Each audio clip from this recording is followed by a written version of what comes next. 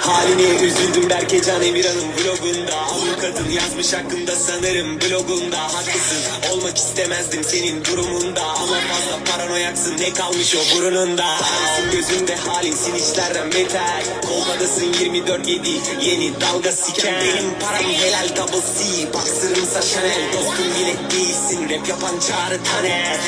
Yusuf olursun partide bir kız görünce. Berkecan yeni gelin ve Efes Savage görünce. Sorma neresi konum, sen de görürsün gelince. İşin yok biliyorum, pedofili ve sisiyle. Çok korkaksın dostum, açıklamalar boktan. Bari gram çekseydin, değilsin bir popstar. Bir kapak aldım bonktan, bilirsin benim all-star. Açıklamam bro, dehayla sisi big tonka. Kimle tanıştırdın sen beni, Efe Uygaç'la. Olayım double C Chanel, lirika yutmakla korkadığını gizleyemez çakal kadar kurnazsa. Adım Barış Alper, iyiyim bel altı vurmakta. İlişki terapistim benim, ailene laf etmeyeceğim pit. Çünkü Baran Güven'i severim. YouTuber'sın doğru dostum, scammer değilsin.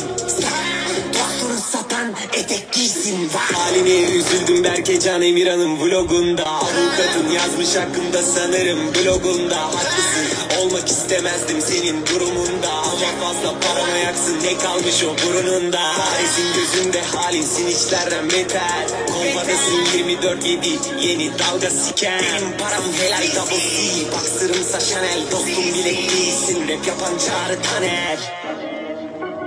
İstediklerimi almadan dolandıramamış bir adam. Çok iyi. Dostlarıma atın iftira, yutarım orijinal lirika. İstediklerimi almadan isteyememez bir arkadaş. Dostlarıma atın iftira, pis bir parayı atlamam. Hop ya.